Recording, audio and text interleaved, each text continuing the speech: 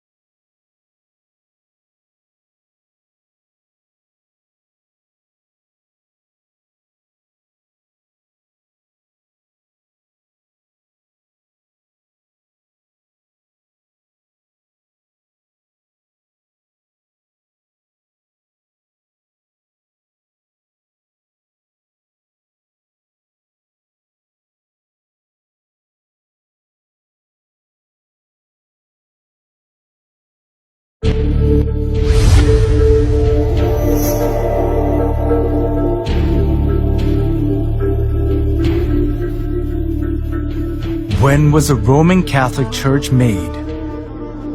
In order to understand its birth, first we need to follow the process on how the early church in Rome, which had been persecuted, obtained recognition from the Roman Empire. The church in Rome kept the undefiled truth of the early church in its initial stage, but later accepted various gods of Rome and religious customs when it became acknowledged as a Roman religion. And this gave birth to the Roman Catholic Church that has the characteristics of Roman polytheism. The Apostle Paul preached the gospel of Christ to Palestine, Asia Minor, Greece, and finally in Rome.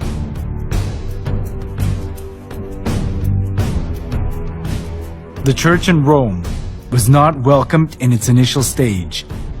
It was because of the monotheism of Christianity and the polytheism of Rome conflicted with each other.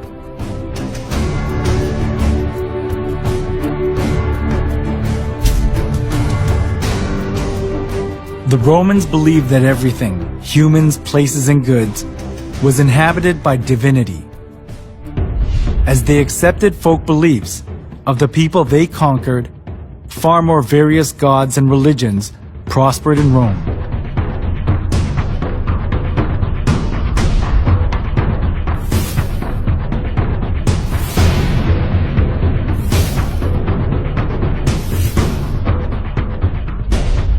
Christian monotheism that appeared in this age went counter to the polytheistic concept of Rome, especially as the Roman emperors approved all the religions of the people they conquered in order to rule over them and to achieve their political purposes. This came into conflict with Christianity, so the Roman emperors persecuted the Christians. The early church was oppressed by many emperors, but there was a turning point during the reign of Emperor Constantine in the 3rd century.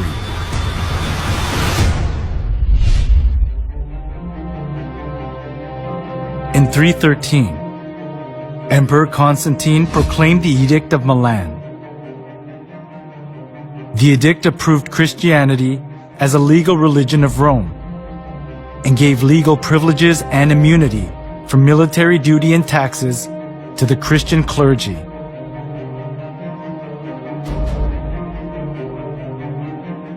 There was the political goal of Constantine underlying such kinds of preferential treatment.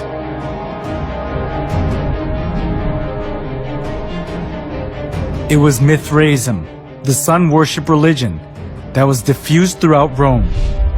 But all the Roman emperors deified themselves and enforced people to worship them. Some of the nobility were fascinated by the Egyptian mystery religion. So, Rome suffered from religious dissension within itself. At this, Constantine tried to make the best use of Christianity that had spread throughout the whole region of Rome, despite all sorts of persecution. This was because he thought that Christianity could solidify his empire. By approving Christianity as a national religion of Rome, Constantine tried to seek the unity of the Roman Empire under one religion.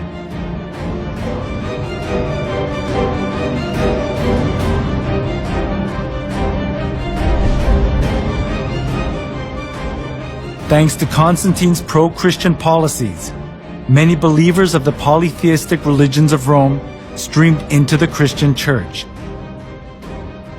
This tightened Constantine's political grip, and Christianity positioned itself as the religion of Rome, expunging persecution and contempt it had received so far. However, the indiscreet conversion they did without having any kind of understanding or faith, rather produced an adverse effect: the influx of pagan customs into the church.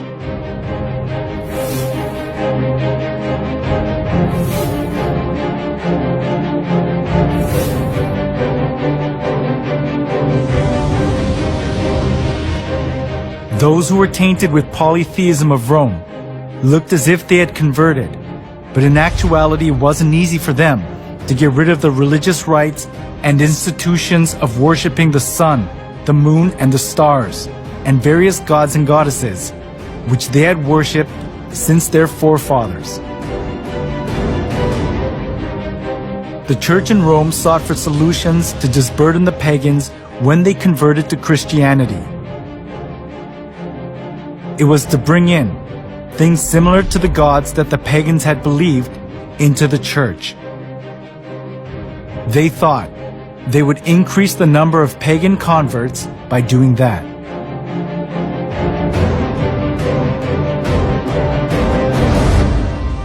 For the Christian bishops introduced, with but slight alterations, into the Christian worship, those rites and institutions by which formerly the Greeks and Romans and others had manifested their piety and reverence towards their imaginary deities, supposing that the people would more readily embrace Christianity if they perceived the rites handed down to them from their fathers, still existing unchanged among the Christians. The church in Rome that had been persecuted and despised wanted to put their roots down in Rome as an approved religion, even if they had to be mixed up with Roman polytheism. It was because they wanted to keep their faith in comfort, being freed from the extreme pain of persecution.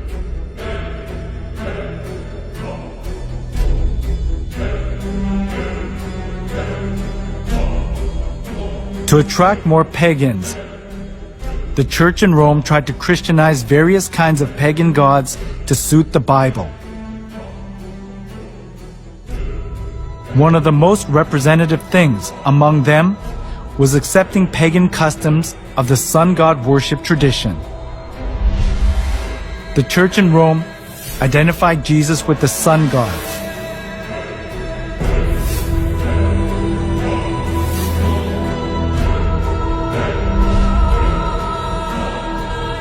Inside of the church was decorated with various kinds of sun images, and the idea to worship the sun was established as if it were the truth of the church.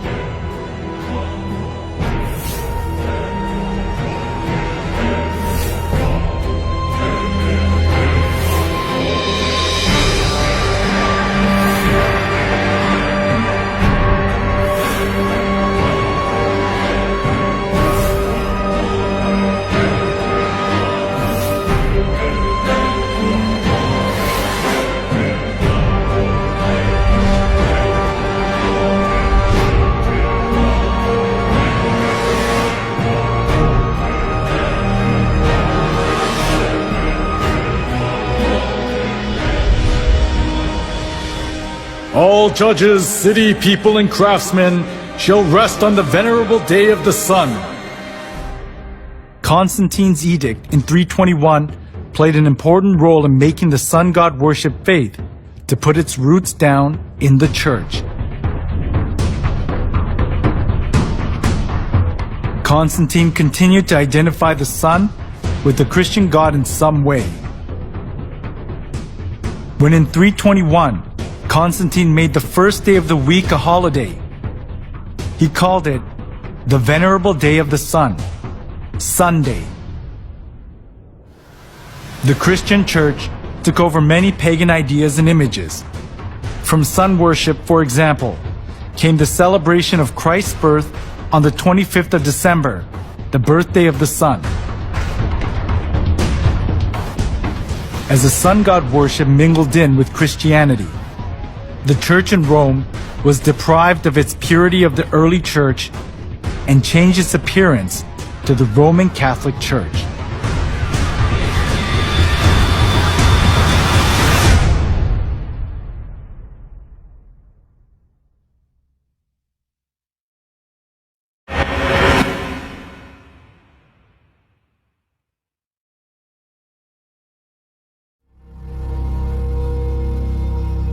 Before the 3rd century, the church in Rome was one of many churches that were scattered all over the Roman Empire.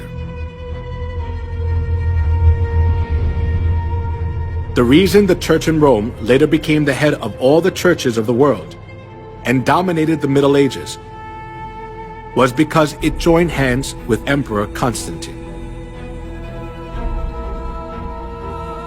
As a result of Constantine's pro-Christian policies, many people who believed pagan gods converted to Christianity.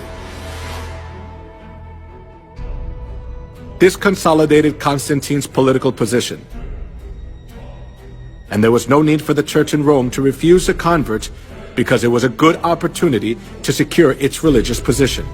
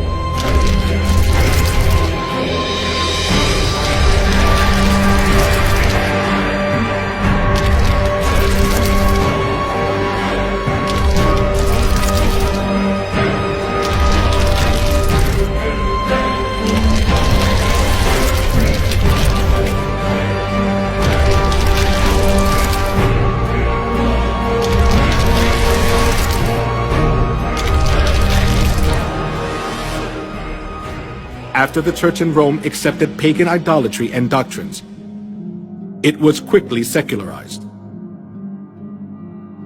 During the Middle Ages, it was even hard to tell the difference between the church and the secular world. The Catholic Pope enthroned kings, and kings protected the Catholic Church. Opposing the Catholic Church itself was rebelling against one's own country.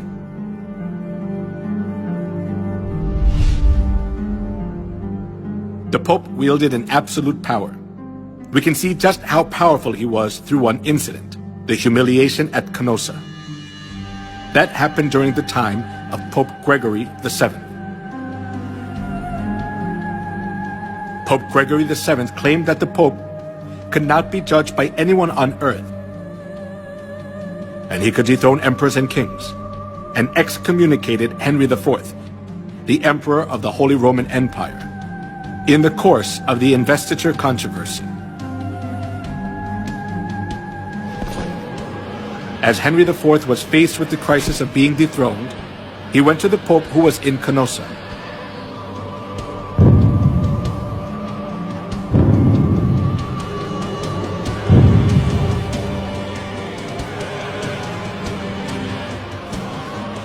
Barefoot, he knelt for 3 days in the snow, outside the castle of the Pope, and begged for his forgiveness. This is what is called the humiliation at Canossa incident. The Pope had so much authority that there was no one who was able to hold back the Church from abusing its power anywhere in Europe.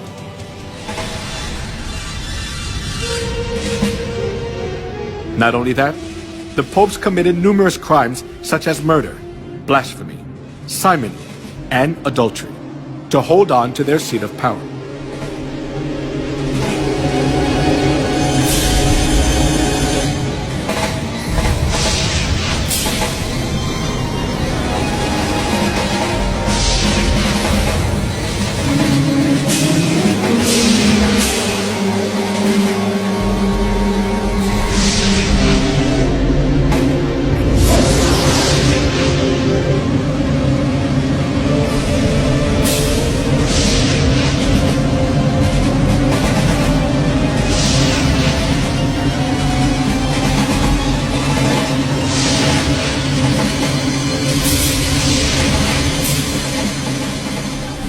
We cannot even fathom the evil deeds of the corrupt popes.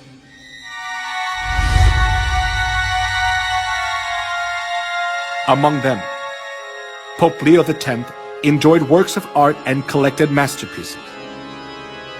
He invited artists like Michelangelo, Leonardo da Vinci, and Raphael to the Vatican and richly ornamented the church.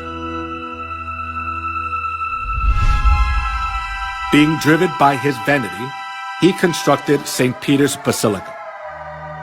However, as he ran out of money by collecting costly works of art, he started to print a greater amount of indulgences.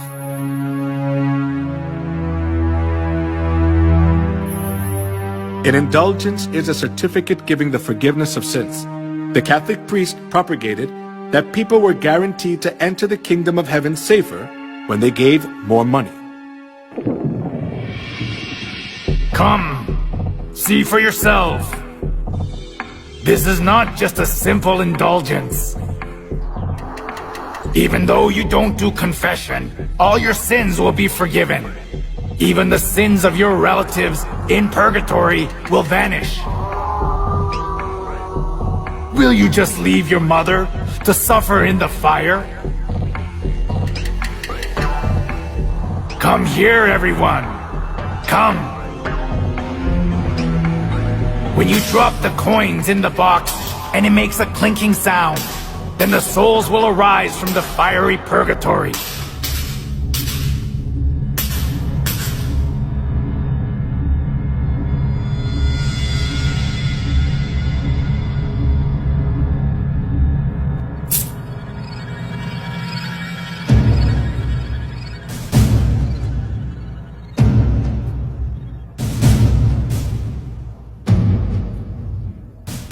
The sale of indulgence was one of the biggest businesses of the Catholic Church.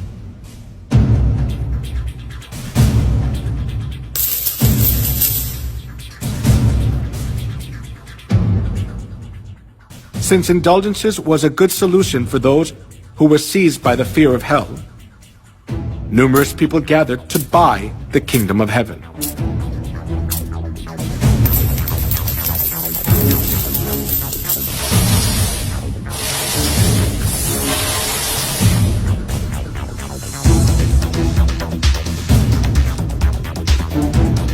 Giotto, the representative artist during medieval Europe, clearly shows the evils of indulgence in his work.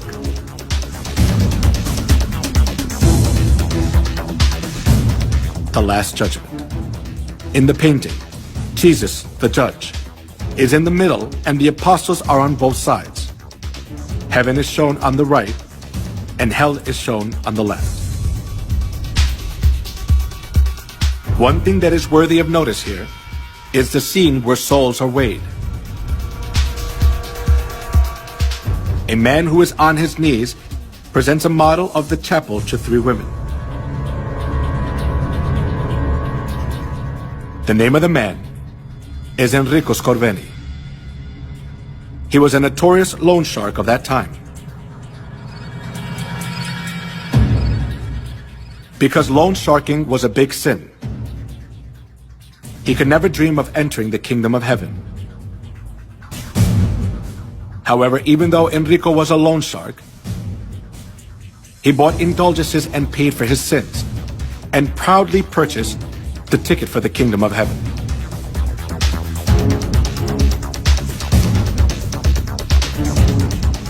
The Bible teaches that only God can forgive sins.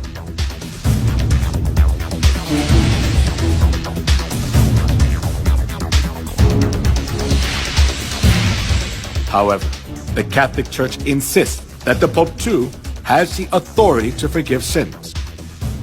This kind of false teaching enabled them to commit fraud, the sale of indulgences.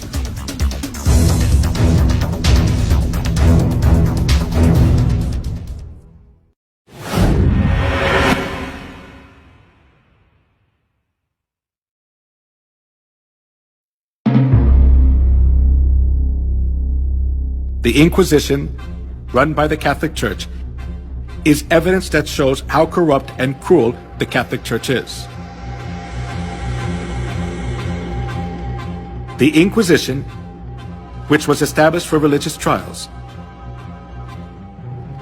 became a transnational institution of the Catholic Church. It was devised to condemn heretics designated by the Catholic Church.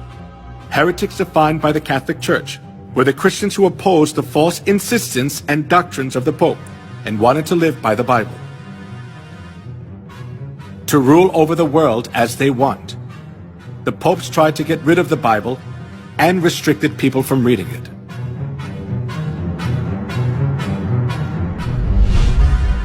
Pope Alexander III labeled those who read the Bible as heretics and commanded to confine Christians who were condemned as heretics to expropriate their property. Pope Innocent III instituted the Inquisition and launched crusades to combat heresy. Numerous Christians were killed and dispossessed of their properties.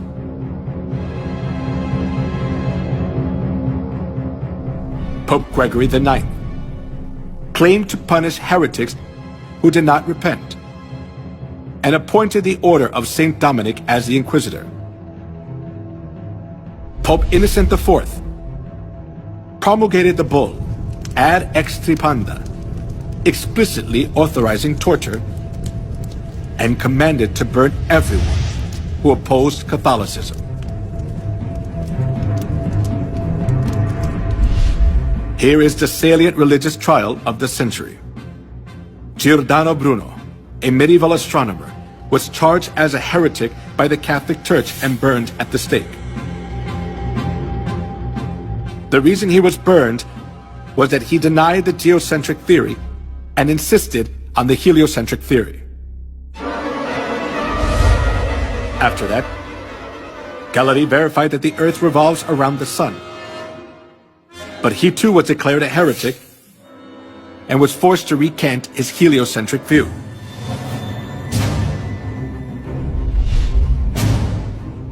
Joan of Arc, Maid of Orleans, who saved France from a crisis, was burned at the stake as a witch by the Inquisition. As years went by, the Inquisition helped the Pope exercise his extraterritoriality. To stay in power, the Catholic Church accused those who stood against them of being heretics and eliminated them. If a person was charged of being a heretic once, he had no right to have counsel.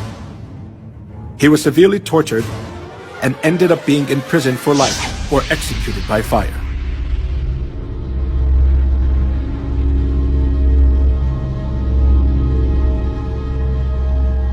The Inquisition was the most infamous and devilish thing in human history.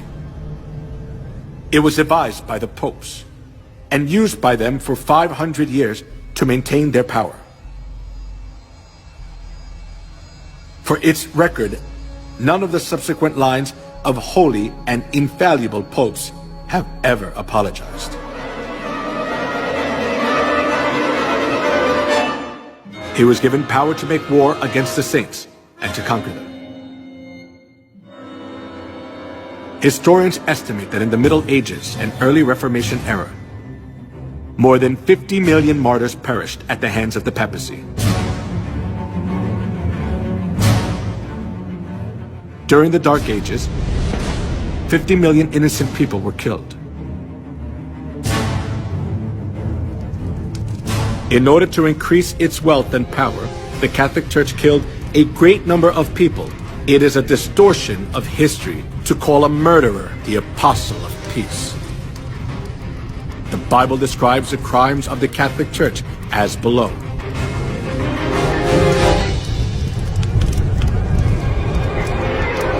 I saw that the woman was drunk with the blood of the saints, the blood of those who bore testimony to Jesus. When I saw her, I was greatly astonished. He will speak against the Most High and oppress his saints and try to change the set times and the laws. The saints will be handed over to him for a time, times, and half a time. The Roman Catholic Church was Babylon the Great that ruthlessly killed innocent people who followed Jesus. The crimes of the Roman Catholic Church, which are prophesied in the Bible, are clearly seen in history.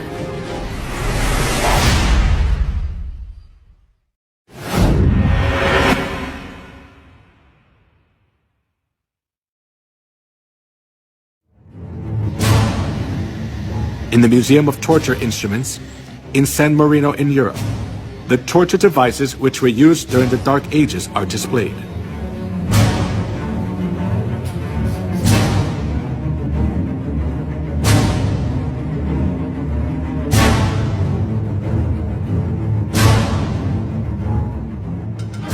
Iron Maiden. It is one of the representative torture devices from the medieval period. It is an iron cabinet with a spike-covered interior, with iron spikes about 8 inches long. When a person is enclosed inside, the whole body is pierced with the pointed iron spikes and is fatally injured, and the person dies slowly from excessive bleeding.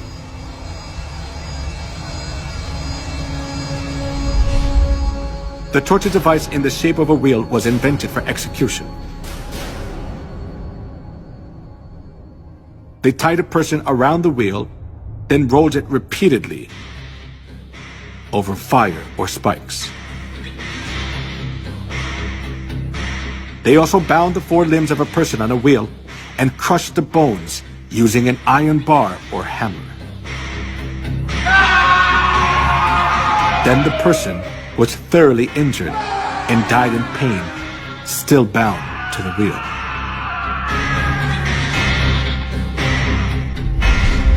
The Inquisition invented cruel torture devices to give victims as much pain as possible.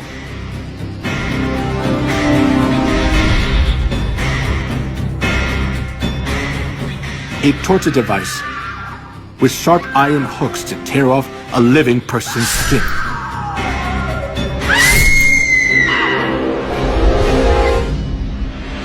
A pyramid-shaped torture device with a sharp tip.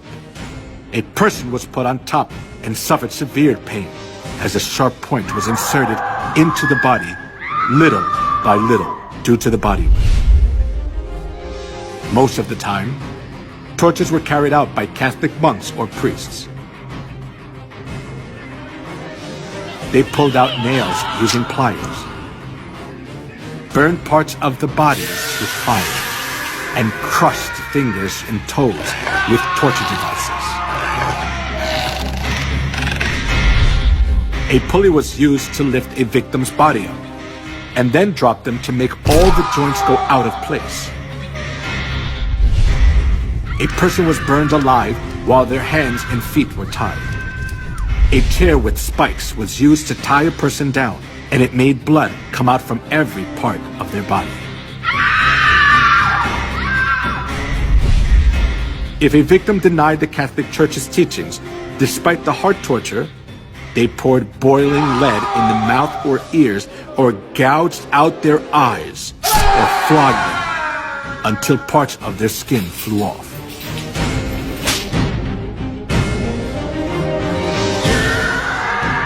Sawing, slaying by sword and burning the victims alive. The Catholic priests enforced them to follow their teachings, holding the cross in front of them.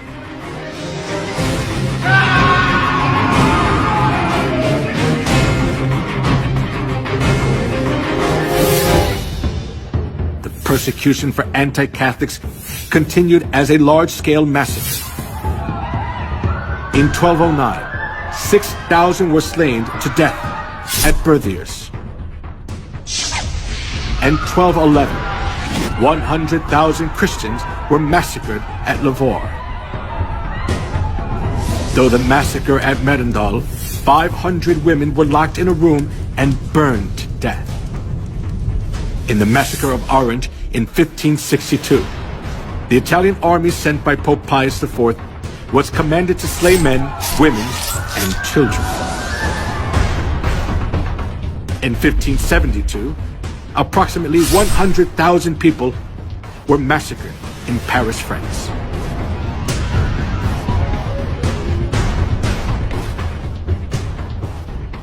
He will speak against the Most High and oppress his saints. The saints will be handed over to him for a time, times, and half a time. As it was prophesied that the one who speaks against the Most High would make war against the saints and conquer them, over 50 million people were slaughtered during the Dark Ages.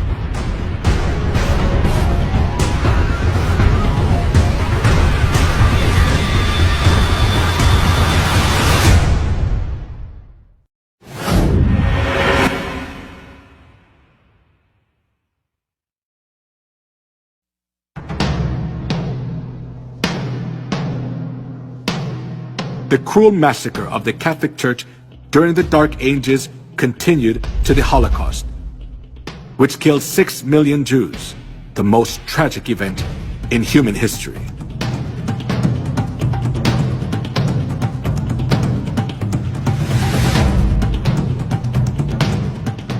From 1933 to 1945, 6 million Jews, including 1.5 million children, were slaughtered in 15 European countries, such as Poland, Russia, Austria, Czechoslovakia, Hungary, France, Belgium, Luxembourg, Italy, Netherlands, Norway, Romania, Yugoslavia, and Greece.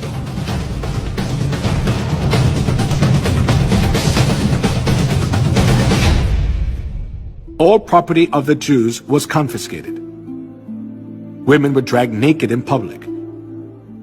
They suffered from starvation, infectious diseases, confinement, and public execution. The Jews who survived faced a miserable death in gas chambers in concentration camps built by the Nazis.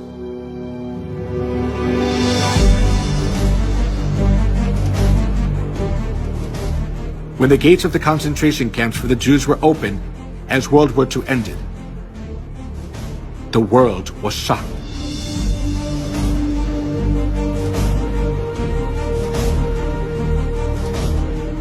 In the concentration camps, there were dead bodies of the Jews that were not buried yet, piled up like a mountain.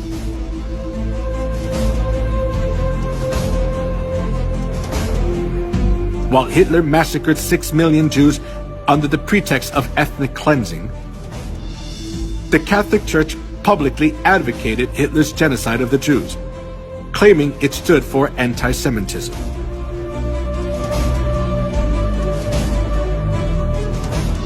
When the Nazis' genocide of the Jews reached its peak, Weissmandl, a Jewish rabbi, sent a letter to the Vatican to ask for help.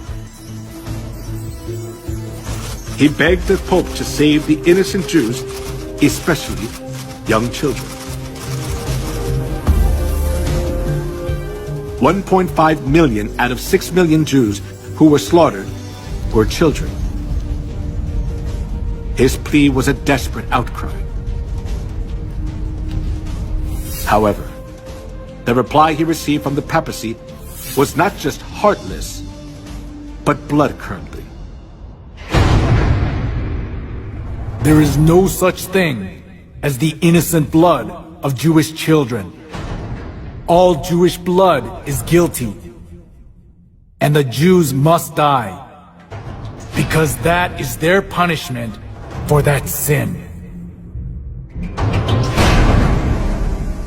The Catholic Church was always hostile to the Jews for the reason that they had killed Christ. And they committed countless murders under the pretext that they were punishing the Jews on behalf of God. This kind of attitude of the Catholic Church greatly affected Hitler, who was Catholic. Dann wird das Ergebnis nicht die Bolschewisierung der Erde und damit der Sieg des Judentums sein, sondern die Vernichtung der jüdischen Rasse in Europa.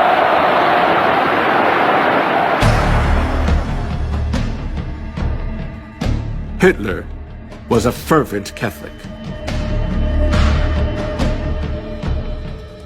The reason Hitler extremely hated the Jews was from the historical experience of the Catholic Church, which had treated the true Christians and the Jews mercilessly for 1600 years. For this reason, Hitler was able to commit the Holocaust, sending 6 million Jews to gas chambers without hesitation.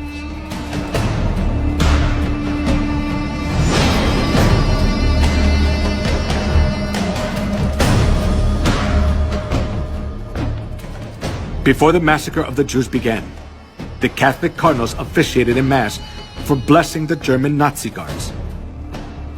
And the Catholic Church publicly advertised Hitler's genocide of the Jews.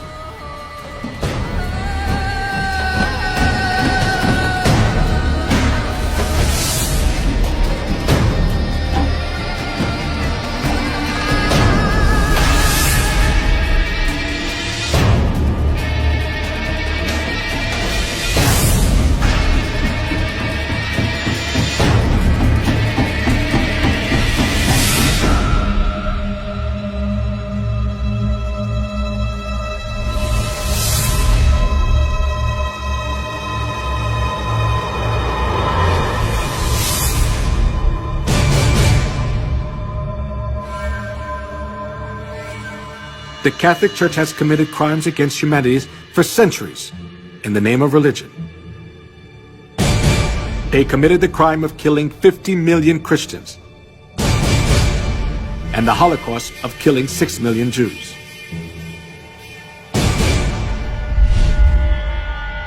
The traces of the massacre of the Jews still remain at the Auschwitz concentration camp in Poland.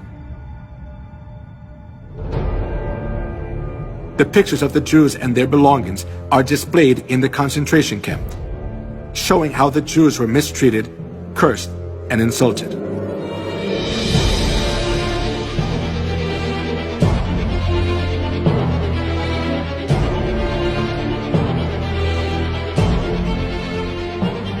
These horrible times remain in the records of history.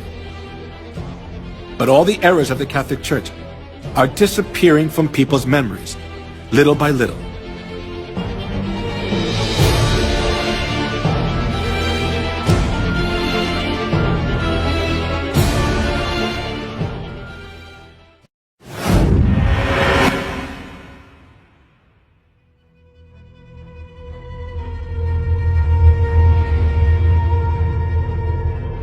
As the 21st century began, the Roman papacy admitted to all kinds of crimes they had committed against humanity for the past 2,000 years of Christian history.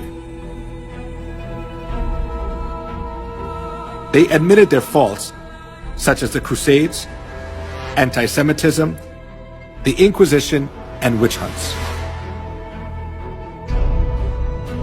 The Pope also said that the Catholic Church would like to create a new unity among religions by looking back on all their religious errors.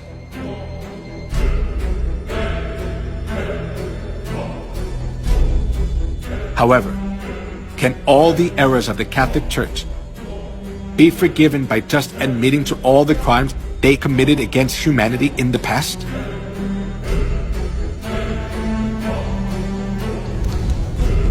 Just by admitting to their errors, the Catholic Church's crimes cannot be solved. They can never come to true repentance unless they realize their fundamental errors.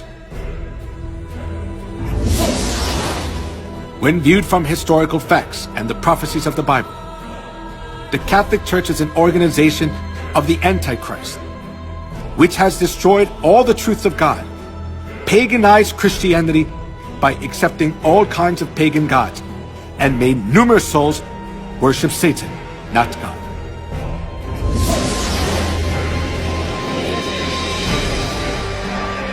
Not being content with their crime of killing cruelly whoever was against them for the past 2,000 years of Christian history, the Catholic Church is still committing a crime of driving countless souls to death. Therefore, admitting their crimes, which have already been revealed through history without having fundamental repentance, is only a crafty trick of the Catholic Church to pull the wool over people's eyes.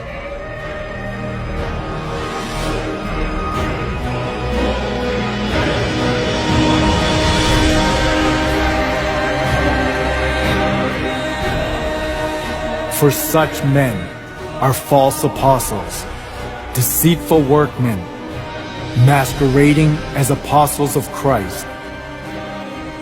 And no wonder, for Satan himself masquerades as an angel of light.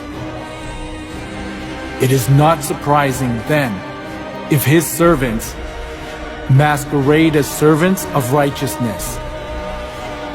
Their end will be what their actions deserve.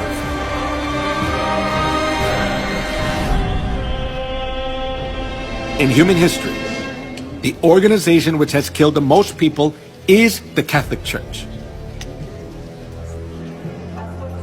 Nevertheless, the Pope is called an apostle of peace. It is an act to distort history. The reason the Catholic Church is more dangerous than any other organization is that they are doing all these things in the name of Christ.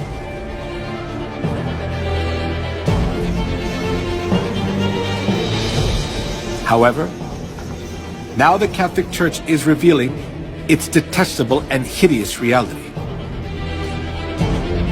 in terms of declining congregations, but more profoundly to do with the paedophile sex scandal that has rocked the church for more than 10 years. We've been looking into one particular case involving... Incredible. One former priest said that, perhaps 50% of priests who enter the priesthood may be gay. I talked to a long...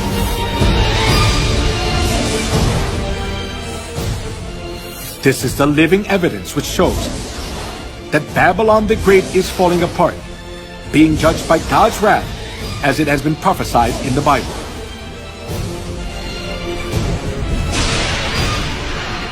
Fallen is Babylon the Great.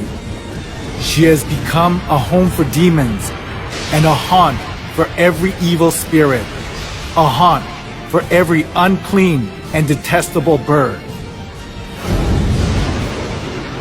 Give her as much torture and grief as the glory and luxury she gave herself.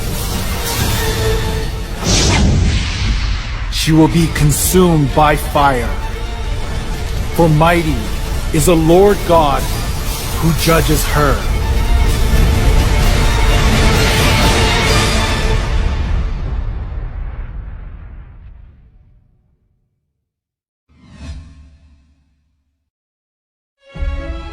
God revealed the identity of Babylon through the way she looks outwardly, outward characteristics of Babylon. The woman was dressed in purple and scarlet, and was glittering with gold, precious stones and pearls. She held a golden cup in her hand, filled with abominable things and the filth of her adulteries. This title was written on her forehead: Mystery Babylon the Great, the mother of prostitutes and of the abominations of the earth. In the Bible, women refers to the church, and among numerous churches in the world, the church that is dressed in purple is the Catholic Church. The color of the traditional priest robe of the Catholic Church is purple and scarlet.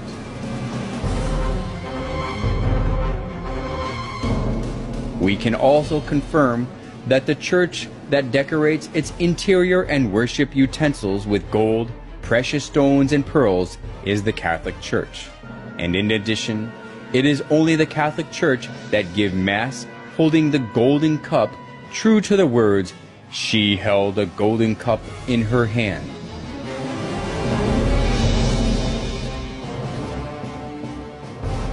As we have seen, no church but the Catholic Church satisfies all the points that the Bible tells us. The Bible recognizes this organization as Babylon the Great. The Catholic Church, Babylon the Great, looks as if it worships God, but when we closely look into it, we can find out they do abominable things to worship the sun god.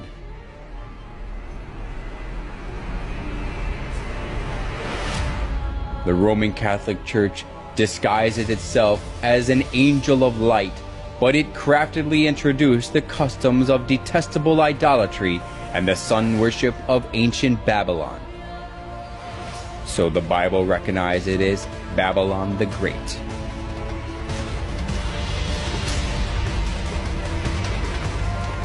Then does the Bible call only the Roman Catholic Church Babylon?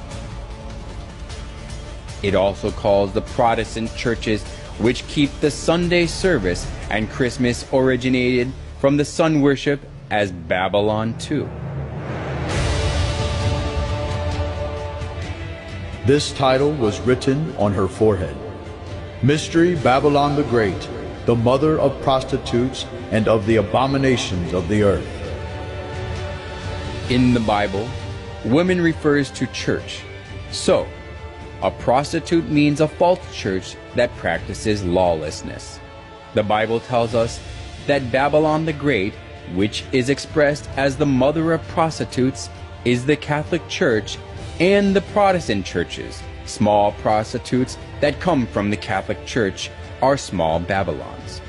The Catholic Church which leads the whole world astray, as the mother of prostitutes is proud of itself as the mother church that gives birth to all Protestant churches. The Catholic Church is the continuation of the Incarnation and the prolongation in time and space of the Redemption. It is the mother church of all Christendom. The Bible also recorded about the abominable behavior of the prostitute who leads the whole world astray. The kings of the earth committed adultery with her, and the merchants of the earth grew rich from her excessive luxuries. Babylon the Great and small Babylons, which changed God's set times and laws, oppressed God's saints. The Bible prophesies that God's rage will judge them in the end. After this, I saw another angel coming down from heaven. He had great authority, and the earth was illuminated by his splendor. With a mighty voice he shouted, "Fallen, fallen is Babylon the Great."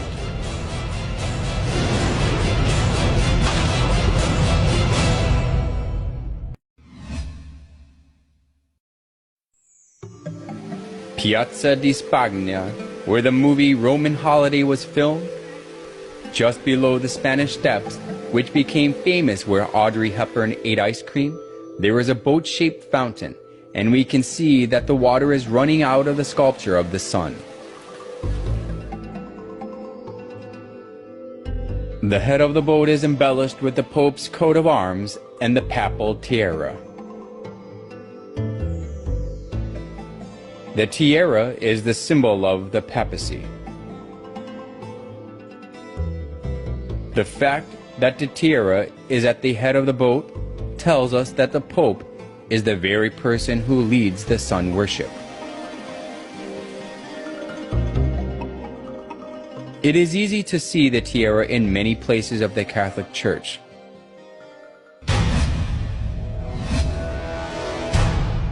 There is a secret hidden in the papal tiara. Through this we can also find the identity of the Roman Catholic. The triple tiara is the liturgical crown of the Pope, and it has the meaning that the Pope is God who reigns over three worlds, heaven, earth, and hell. This is also shown in the official title of the Pope. The official title of the Pope is the Vicarius Filii Dei in Latin, which means the Vicar of the Son of God. This title shows that the Pope is God himself. Some of the letters of the Latin have numerical values, so if we add up the numerical values of the letters of Vicarius Filii Dei, it is 666. 666. What does that number 666 mean? The Bible records about the identity of 666. If anyone has insight, let him calculate the number of the beast, for it is man's number. His number is 666.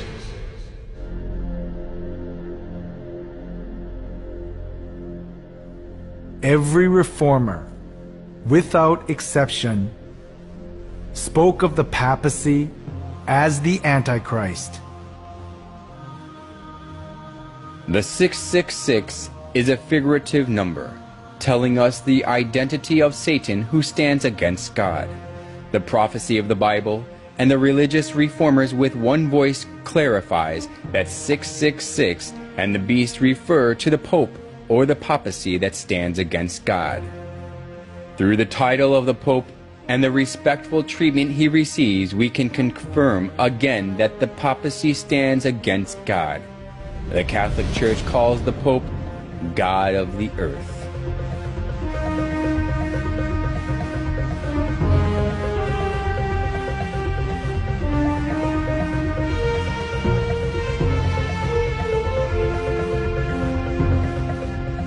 The Pope is a mere man, but the Catholic Church insists that he can modify God's laws as he pleases. And moreover, he is worshipped and served like God and he enjoys all wealth, honor, and authority.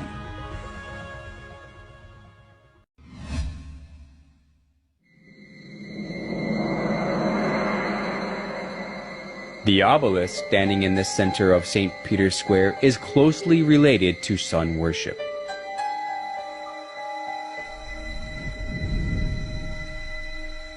It was the custom of the ancient sun worship religions to make a pillar to worship the sun.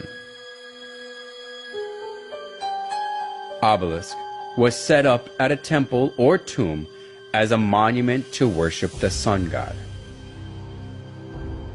It typically had a pyramid-like shape at the top, and the pyramid is the emblem of the sun god of the Egyptians, Ra.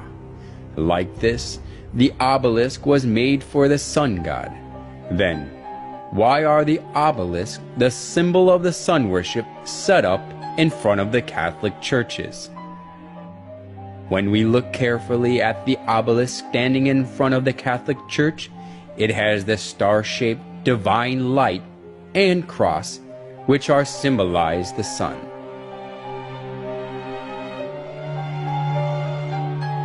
Just as the obelisk is the symbol of sun worship, the cross on top is also the symbol of sun worship, which originated from Babylon.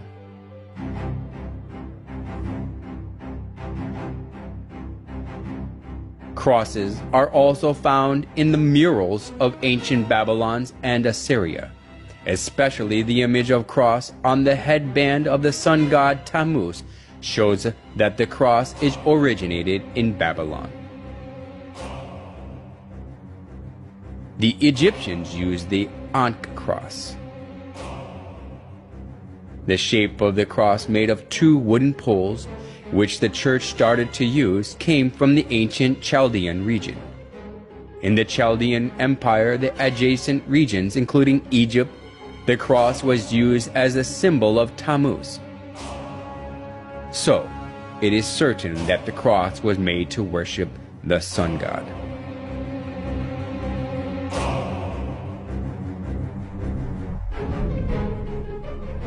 The Catholic Church set up obelisks in front of their churches and put the cross on top of them without exception. They put one more symbol on the sun on top of the solar pole obelisk. However, they made an excuse that they put the cross on top of the obelisk to show that they conquered the obelisk, which is the symbol of paganism. However, the obelisk standing in front of the church as a symbol is nothing but a vestige of idolatry, showing that they accepted the sun worship of pagans. The obelisk, the star shape of the divine light, and the cross are idols for the sun god of the pretense on belief in Jesus.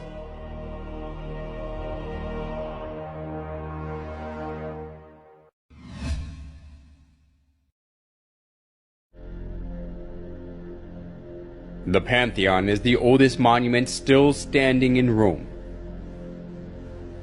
The Pantheon was rebuilt in 125 AD by Emperor Hadrian and dedicated to every known god as well as the sun god, the supreme god of the Romans. Then Pope Boniface IV converted it into a Catholic church. The Pantheon, which once was the temple for the sun god but is now used as a Catholic church, is famous for its domed roof.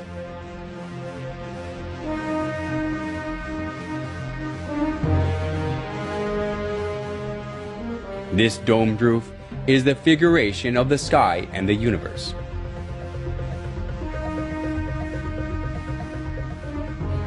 In the center of the dome, there is the oculus, a round opening with a diameter of 27 feet.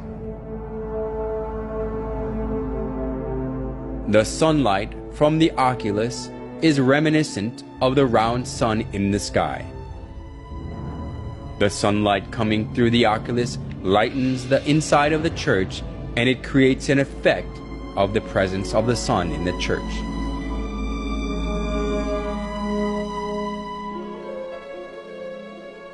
We can find the same round shape in St. Peter's Basilica as well. When we look up at the ceiling of St. Peter's Basilica, there is a circle like the sun at the center, and its shape looks like sunlight spreading from the circle. This kind of circular shape can be found not only in St. Peter's Basilica, but on the ceilings of most Catholic churches. Various forms of circle, which embody the sun, prove that the Catholic Church worships the sun.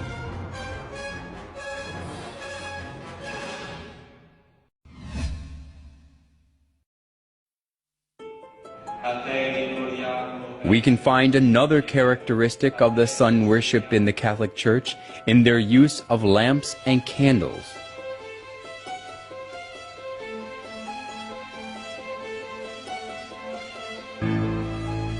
Even in the daytime, they light lamps and candles on the altar.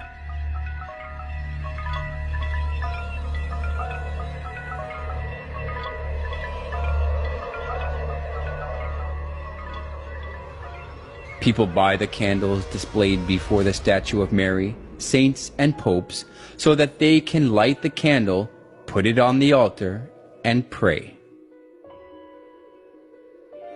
When starting the Mass or marching in procession after the Mass, the priest carrying the candle is always at the front.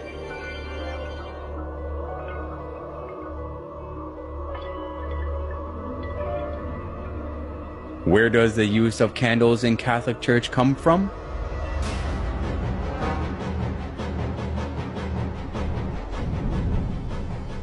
Historian Alexander Hislop says that the use of candles in the Catholic Church comes from pagan rites. The use of these lamps and tapers comes from the same source as all the rest of the papal superstition. For so, according to the established rites of Zoroaster, was the sun god worshipped. In the pagan processions also at Rome, the wax candles largely figured, accompanied by crowds of all sorts that were initiated in the same religion, all with flame bow or wax candles in their hands. In the Molucca Islands, wax tapers are used in the worship of Nito, or devil, whom these islanders adore. Catholic scholars also admit that the use of candles in the Catholic Church came from paganism. We need not shrink from admitting that candles, like incense and lustral water, were commonly employed in pagan worship and in the rites paid to the dead.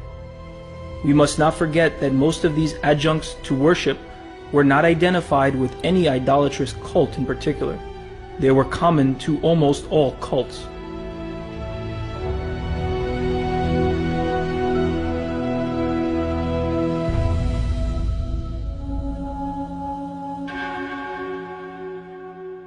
Candles commonly appear in numerous rites of pagans.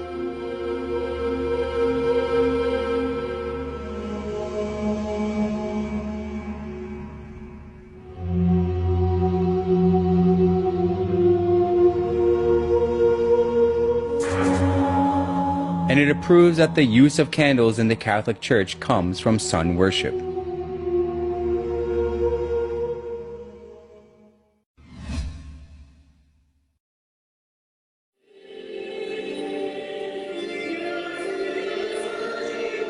The Catholic Church conducts a particular ceremony before the image of the sun. Watching their Mass, we can find out that it is closely related to sun worship. At the altar that has the image of the sun, the priest lifts up the round bread. They call it elevation and insist that they offer the bread to God. However, offering the round bread which takes after the image of the sun, and regarding the round bread as the sun god, has existed in the sun worship of paganism. The pillar found in excavations of the Canaanite city of Hazar shows the ceremony of raising the sun disk with both hands in praise. The Egyptians also worshipped the sun, lifting the sun up with both their hands. Is it coincidence that the custom of the sun worship of the pagans and the liturgy of the Catholic Church are the same?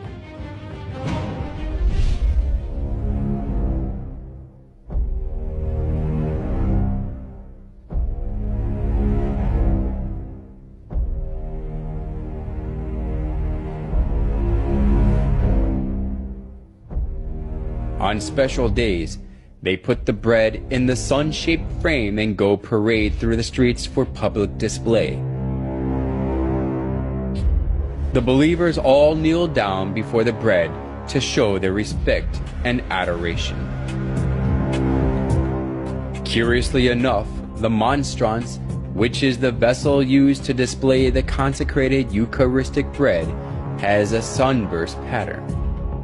On the altar where the priest offers the bread, there is also the shape of the sun.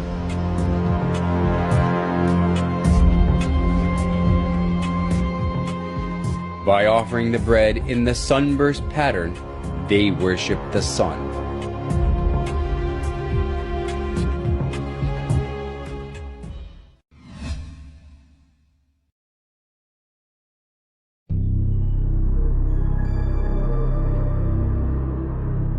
Around 2800 BC, there lived a hunter named Nimrod in Babylon, which was located between the Tigris and the Euphrates rivers. Whenever wild animals threatened the people, he protected them with his power.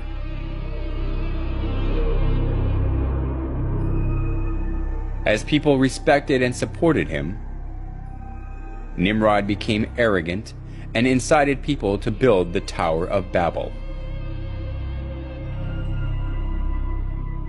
Come, let us build a tower that reaches to the heavens. Let us make a name for ourselves and not be scattered over the face of the whole earth. Such deeds of Nimrod that were against God has continued even after Nimrod had died. Semiramis, Nimrod's wife, insisted that Nimrod became the sun god. She cut Nimrod's dead body into pieces and sent them to each tribe of Babylon. People regarded the place where a part of Nimrod was buried as sacred.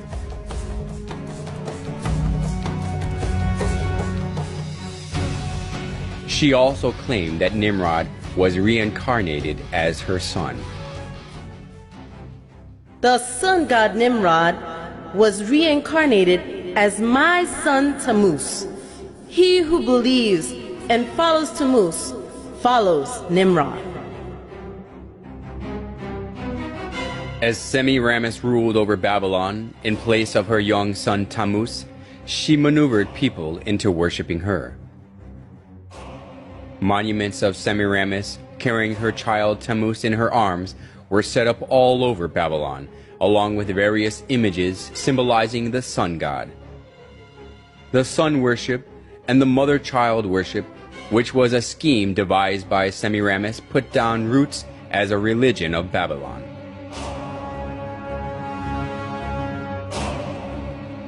Idolatry stemmed from Babylon, spread to many countries after the Tower of Babel collapsed.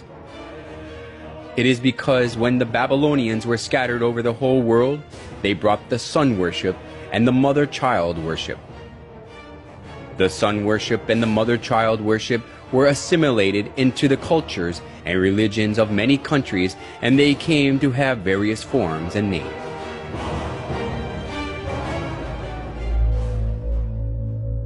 Nimrod, the sun god, was known as Mithra in Persia, Sol in Rome, Ra or Horus in Egypt, and Apollo in Greece. Semiramis and Tammuz, who were the start of the mother-child worship, was called Isis and Horus, Venus and Dionysus, Diana and Attis, and Astaroth and Tammuz, respectively. Besides these, the image of goddess, who is holding a baby in her arms, was venerated in many countries of the world. If so, was the mother-child worship the creature of an age, which was especially welcomed only in Babylon? Surprisingly, the mother-child worship of Babylon has been passed down through the thousands of years and still exists today. In Vatican of Rome, we can find the mother-child worship in its original state.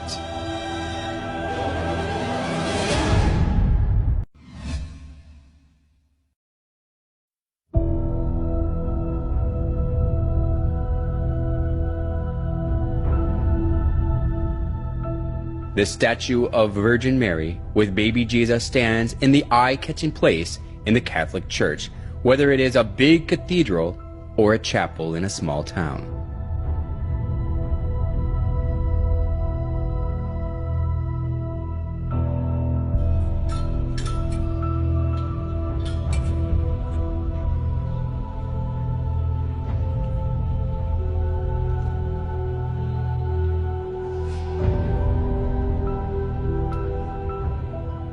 People show their respect before the picture or statue of Mary and pray.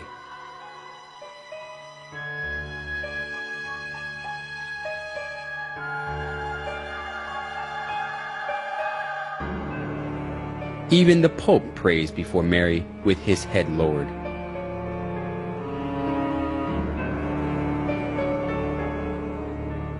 Why do people praise and worship Mary, whom Jesus was born of?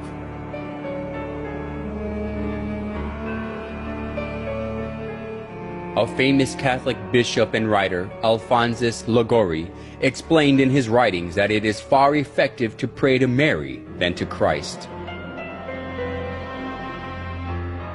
In the Franciscan Chronicles, it is related that Brother Leo once saw a red ladder, on the summit of which was Jesus Christ, and a white one on top of which was his most holy mother.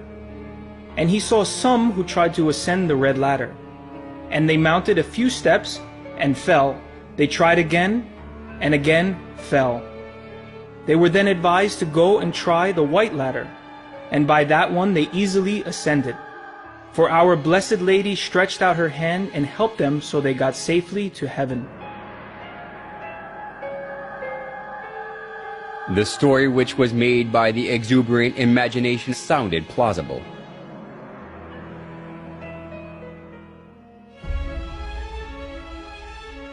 Although it was a man-made story, Pope Gregory XVI canonized Liguori as a saint, and Pope Pius IX declared him a doctor of the Catholic Church.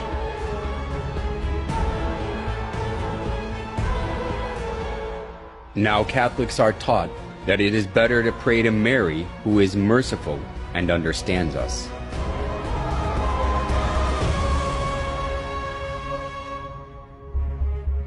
We must never go to our Lord Jesus except through Mary, using her intercession and good standing with Him. We must never be without her when praying to Jesus.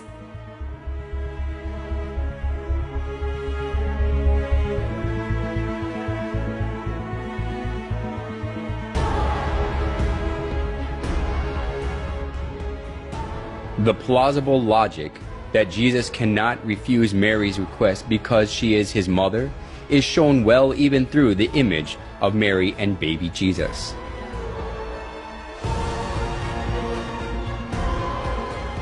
In most cases, Jesus is nested in Mary's arms as a baby.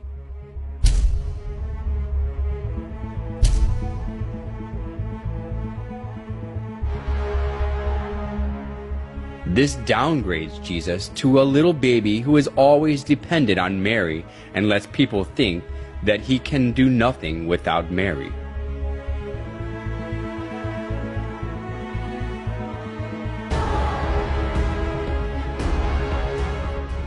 Today, the Catholics think more highly of Mary than Jesus.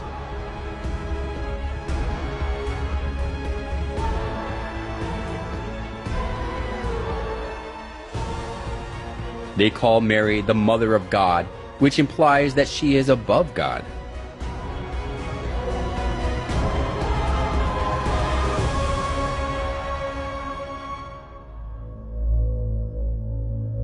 Mary as a female is merely a creation who was chosen to conceive Jesus.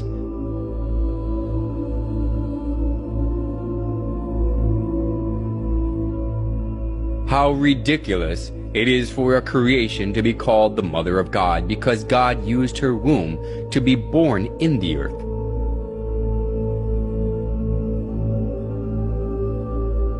Nevertheless, the Catholic Church venerates Mary as the Mother of God. Mary worship of the Catholic Church reminds us of the mother-child worship of ancient Babylon. Just as Semiramis artfully spread the mother-child worship throughout Babylon when she ruled it over instead of her son Tammuz,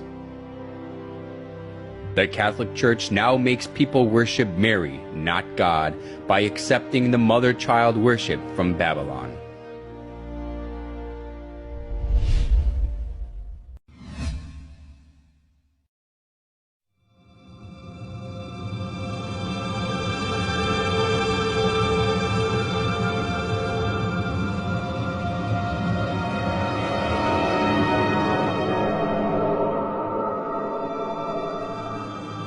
The Catholic Church regards it a great honor to keep the remains of the popes or saints in the church.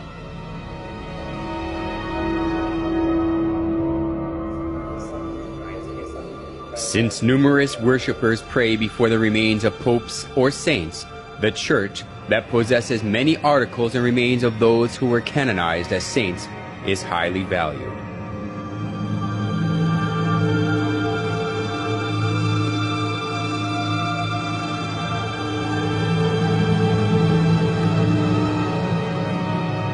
St. Mark's Basilica in Italy is said to have the remains of Mark. Basilica of San Francesco in Italy has the remains of Saint Francesco.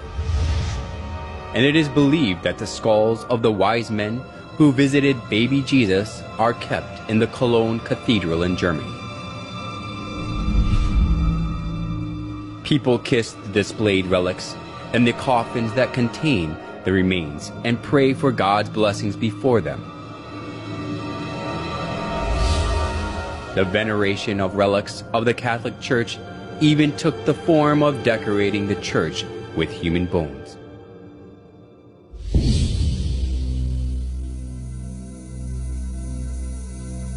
The Church of Santa Maria della Concesione contains the skulls and the skeletons of monks.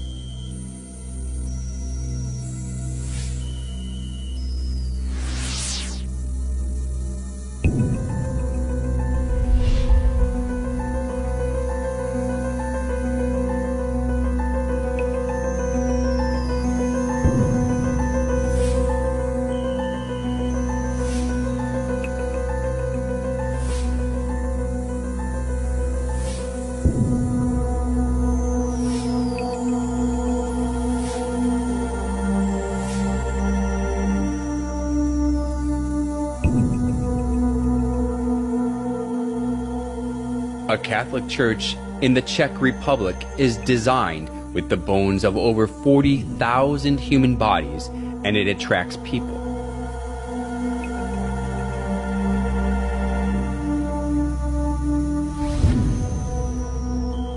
The crypt of the Church of St. Francis in Lima, Peru, retains the remains of tens of thousands of people.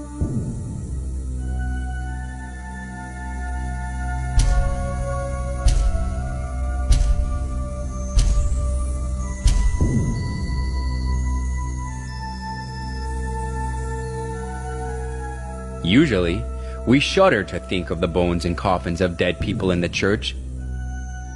But why the Catholic Church sticks to this?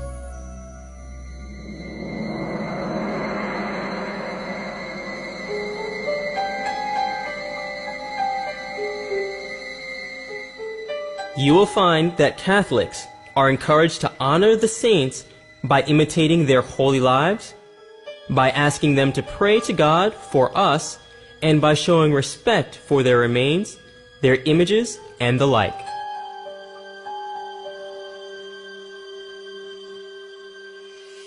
Why do they say that God grants his blessing through the relics of the dead, especially of those who are called saints? We can find the origin of the doctrine that God gives blessing through the relics in the ancient Babylonian religion. After Nimrod died, Semiramis cut his body into pieces and sent them to other regions, and they regarded the place where the dead body part was buried as sacred. The tradition of Babylon was handed down to the Roman Catholic Church, and because of this, the relics of the dead have become consecrated. Just like Babylon, that was cursed by God for its idolatry, the Roman Catholic Church is filled with all sorts of idols.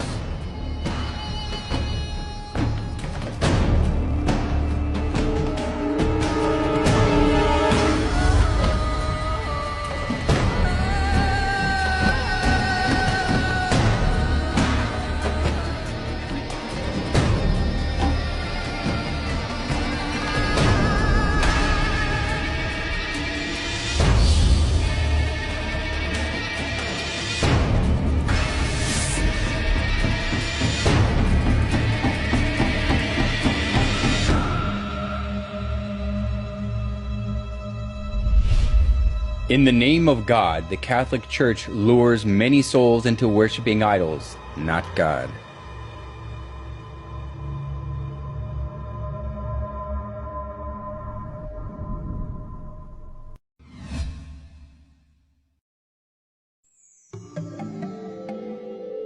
There are various forms of the sun in St. Peter's Basilica, which is one of the most important buildings of the Catholic Church. The sun disk is around the head of the statue of Peter, and the image of the sun is inscribed above his head. Including the image of the sun glittering with gold in the center of the basilica, we can find various sizes of the sun image beneath the high altar and every spiral columns.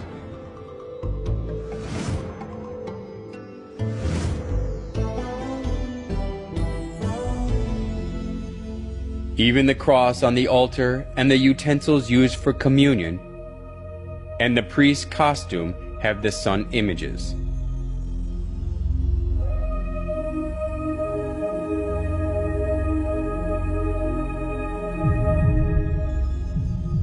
In every place of the Catholic Church, we can find the sun images in various sizes and forms.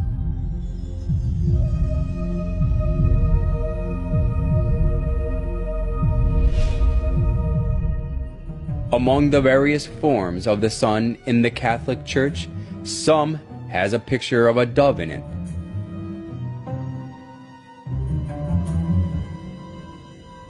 What relationship is there between the shape of the bird and the sun worship? In the ancient religion of sun worship, the sun god used to be depicted as a bird. The sun god depicted as a bird was originated in Egypt and spread to Rome. The sun of Assyria was represented as a winged bird, and the Egyptian sun god Ra and Horus are in the shape of a bird. The famous Egyptian bird of fire, Phoenix, is also the archetype of sun worship. In Rome, too, people carried the bird, the symbol of the sun god, on the pole.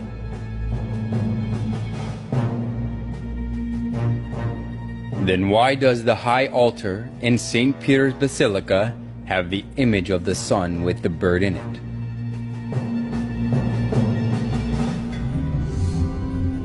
The Catholic Church insists that the bird in the solar image is the Holy Spirit. But this is a mere excuse.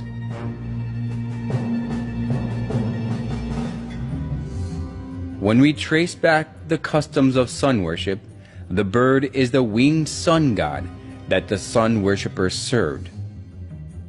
Offering the bread and wine to the image of the bird is not offering them to the Holy Spirit, but to the sun god.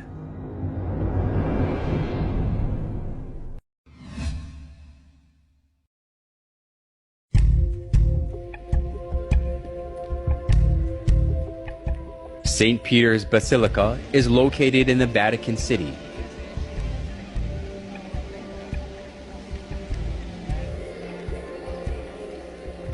The bronze statue of St. Peter always attracts many tourists.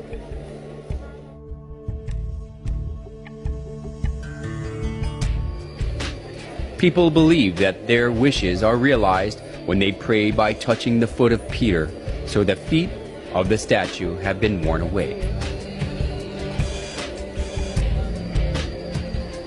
The biggest reason more than 10 million people every year on average visit the Basilica is that they insist that Peter, who was one of the 12 apostles of Jesus, was buried directly below the high altar of the Basilica.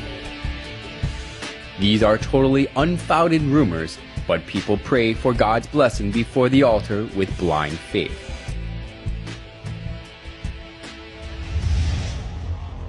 They even teach people that they can have help, even the help they cannot have from God, when they praise and pray in the names of the dead saints. Our most mighty protector graciously assists us from heaven in our struggle with the powers of darkness. And just as you once saved the child Jesus from mortal danger, so now defend God's holy church from the snares of her enemies and from all adversity. Surprisingly enough, hygielatry also has its origins in Babylon.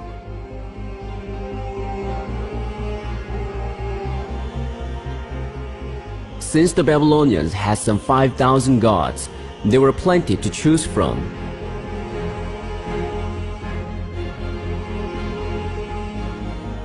Every month and every day of the month was under the protection of a particular divinity. In ancient Babylon, the roles of gods were divided by people's problems and occupations, so the people worshiped their certain gods associated with their needs.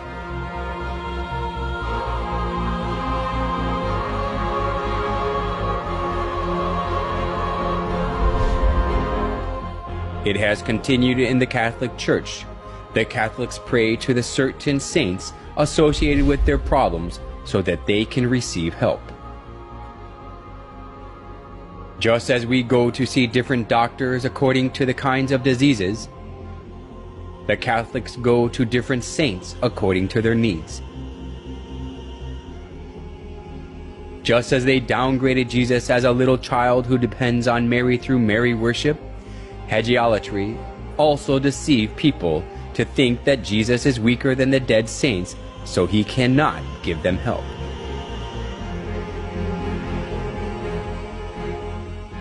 Nowhere in the Bible can we find the worship of saints. Instead, the Bible warns that worshiping anything other than God is idolatry.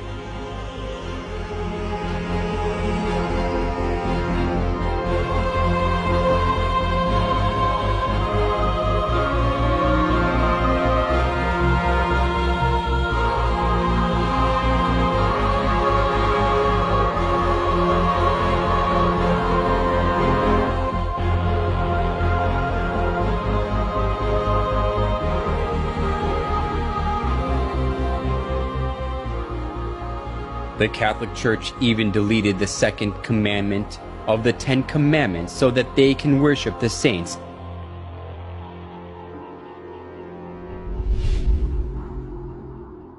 They outbrave the law of God. Do not make other gods or serve them, and stand against God.